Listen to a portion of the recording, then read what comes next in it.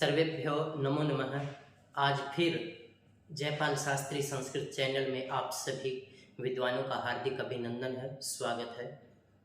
हम छंदों के विषय में पढ़ रहे हैं। पहले भी हमने छंदों के विषय में पढ़ा और आज फिर हम छंदों के विषय में पढ़ने जा रहे हैं जो हमारे नेट या स्टेट में पूछे जाते हैं।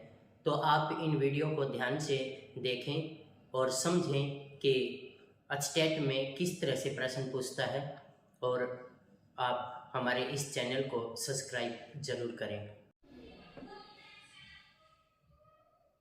मालिनी छंद। आज हमारे जो विषय है वो है मालिनी छंद, जो हमारे स्टेट में काफ़ी बार पूछा भी गया है।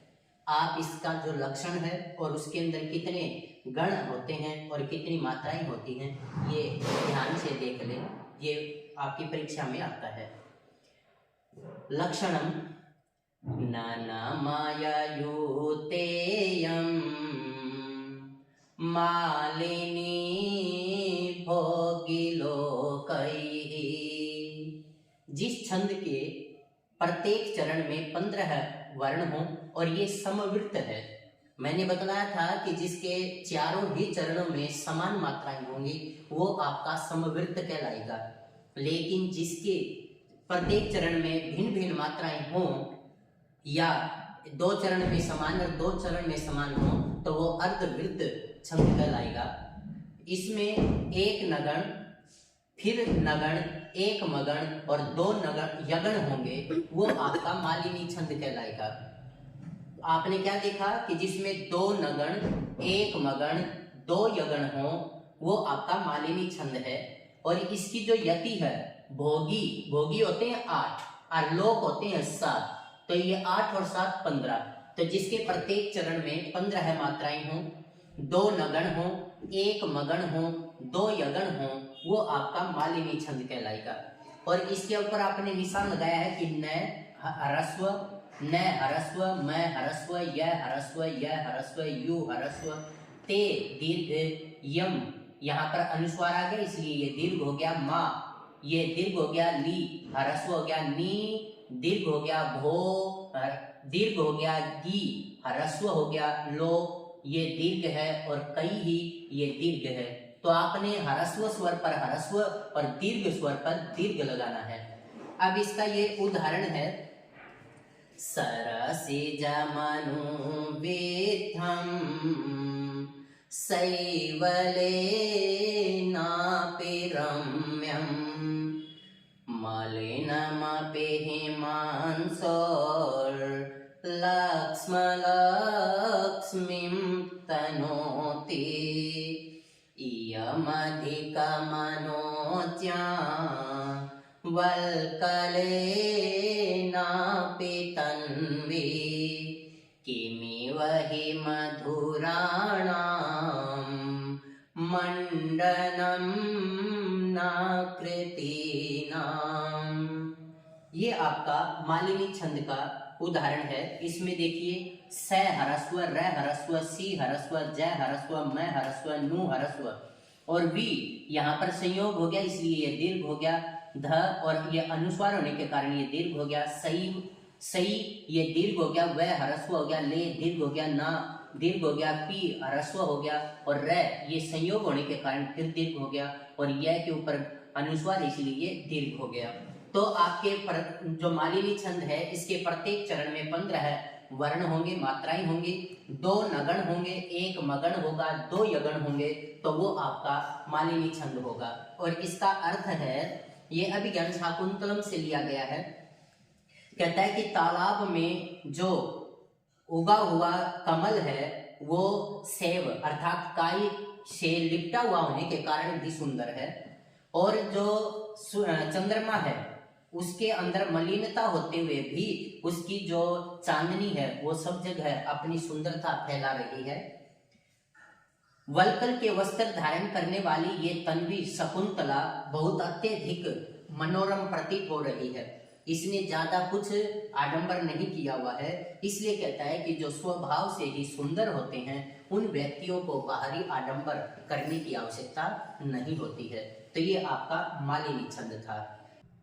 वसंत तिलका। छन्दः लक्षणम् उक्ता वसन्ततिलका तभ चाचगौ गः उक्ता वसन्ततिलका। जिस छंद के प्रत्येक चरण में 14 वर्ण हो और 8 और 6 पे यति हो, वो आपका वसंत तिल का छंद समवृत्त छंद है। समवृत्त का अर्थ मैंने पहले भी बताया था कि जिसके प्रत्येक चरण में समान मात्राएं हों, वो आपका समवृत्त छंद कहलाएगा। तो वसंत तिलका के प्रत्येक चरण में 14 मात्राएं होंगी, 1 तगण, 1 भगण, 2 जगण और 2 गुरु, और 8 और 6 पे जहां यति होगी वो आपका वसंत तिल का छंद कहलाएगा। उक्ता, यहाँ उ और क इसका संयोग होने के कारण ये ह्रस्व होते हुए भी दीर्घ हो गया। ता दीर्घ, व ह्रस्व, सन स और न के कारण ये स ह्रस्व होते हुए भी दीर्घ हो गया। थ ह्रस्व, ती ह्रस्व, ल ह्रस्व, का दीर्घ, त ह्रस्व, भ ह्रस्व, जह दीर्घ, ज ह्रस्व, गौ दीर्घ और गह ये आपका दीर्घ हो गया। यहाँ पर विसर्गों के कारण ये ह्रस्व होते हुए भी दीर्घ हो जाएगा। ये इसका उदाहरण है। वाचं न मिश्रयति यद्यपि मद्वचोभिः कर्णं ददात्यवहिता मयि भाषमाणे कामं न तिष्ठति मदा नन सम्मुखीयं भूयिष्ठमन्यविषया न तो दृष्टिरस्याः। ये इसका उदाहरण है और ये अभिज्ञान शाकुंतलम से लिया गया है। यह वा दीर्घ, च के ऊपर अनुस्वार है, ये दीर्घ हो गया। न ह्रस्व, मी ये संयोग होने के कारण दीर्घ हो गया। स्र ह्रस्व, य ह्रस्व, ती ह्रस्व, य और द इनका संयोग होने के कारण ये दीर्घ हो गया। ये ह्रस्व, ये ह्रस्व, मैं यहाँ पर ये संयोग होने के कारण दीर्घ हो गया। द के ऊपर ह्रस्व, चो दीर्घ और भी दीर्घ। इसका अर्थ है, दुष्यंत शकुंतला के विषय में कहता है कि जब मैं बोल रहा हूं तो वो मेरी वाणी के साथ अपनी वाणी नहीं मिला रही, और जब मैं कुछ भी बोलता हूं तो वो बड़े ही सावधान से कान लगाकर मेरी बातों को सुनती है। भले ही वो उसने मेरे सम्मुख अपने इसको प्रेम को प्रदर्शित नहीं किया, फिर भी वो अपनी दृष्टि को मेरे द्वारा बताए गए विषय पर लगाए रहती है।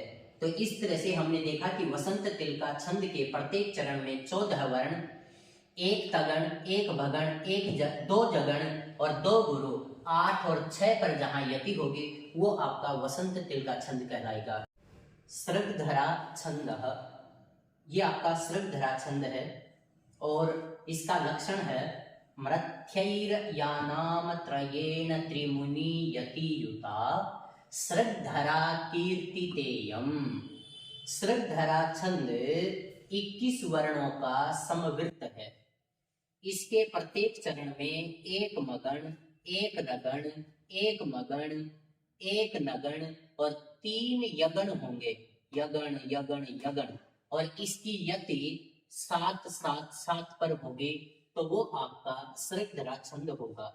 आपके असिस्टेंट में एक बार प्रश्न किया हुआ है कि त्रिमुनि यतियुता कौन सा छंद होगा, तो ये आपका सृगधरा छंद होगा। यहाँ पर इसके जो उदाहरण है इस पे निशान लगाएंगे। एस एस एस सृष्टिरात्या, S I S S I I I, ह्रस्व ह्रस्व ह्रस्व दीर्घ दीर्घ, ह्रस्व दीर्घ दीर्घ, ह्रस्व दीर्घ दीर्घ। ये श्लोक आपका अभिज्ञान शाकुंतलम का मंगलाचरण से लिया गया है।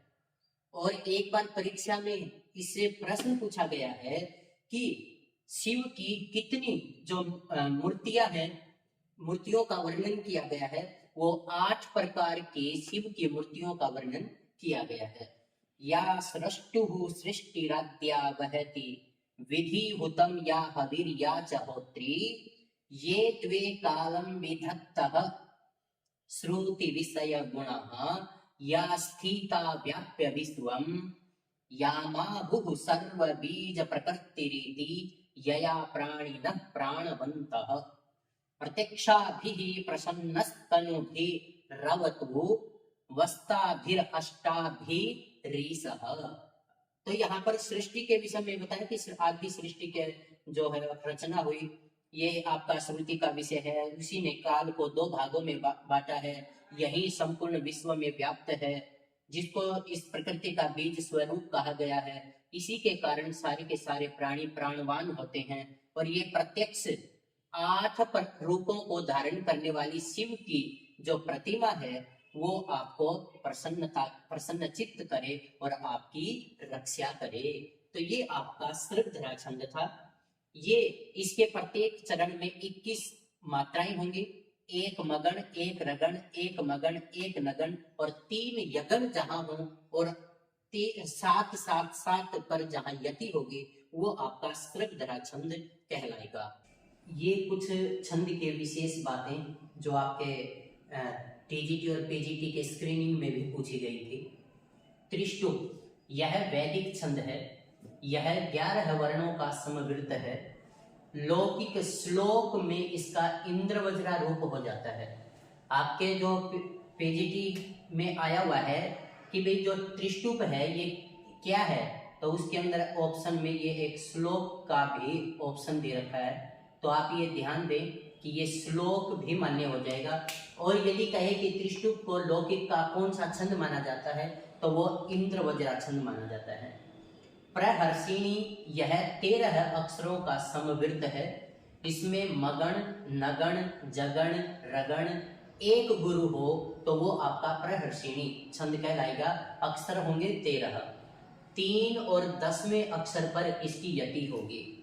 हरिणी, न स म र स ला गह षड्वेदैर हयैर हरिणी मता।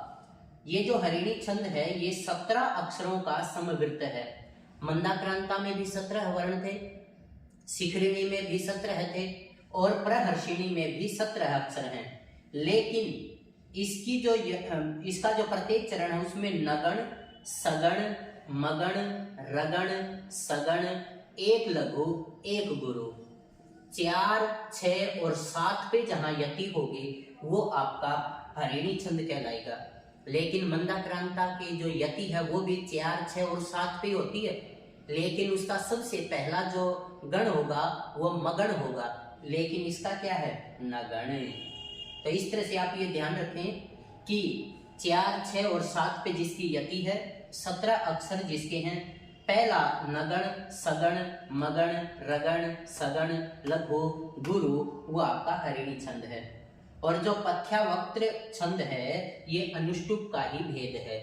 तो इस तरह से हमने देखा कि छंदों के कुछ विशेष बातें जो आपके अस्टेट, टीजीटी या पीजीटी में पूछा जाता है कि वे अनुष्टुप छंद क्या होगा, जिसके प्रत्येक चरण में 8 मात्राएं होंगी। 5वां ह्रस्व, 6ठा दीर्घ और जो पहला चरण है और तीसरा चरण है उसमें आपका पहला 5वां ह्रस्व, 6ठा दीर्घ, 7वां दीर्घ होगा। इंद्रवज्रा में जहां आपके 11 मात्राएं होंगे, उपेंद्र वज्रा जहां 11 मात्राएं होंगी, वसंत तिलका जहां 14 मात्राएं होंगी, मालिनी जहां 15 मात्राएं होंगी, मंदाक्रांता, शिखरिणी और हरिणी जिसमें 17 मात्राएं होंगी और शार्दुल विक्रीडितम 19 मात्राएं, श्रद्धरा जो छंद है उसमें 21 मात्राएं होंगी। इस तरह से आपके ये छंद के विषय में मुख्य बातें थे। तो मैं आशा करता हूं कि आप इन सभी वीडियो को ध्यान से सुनेंगे और अपनी परीक्षा में इन सभी वीडियो से लाभ उठाएंगे। आप सभी का बहुत बहुत धन्यवाद।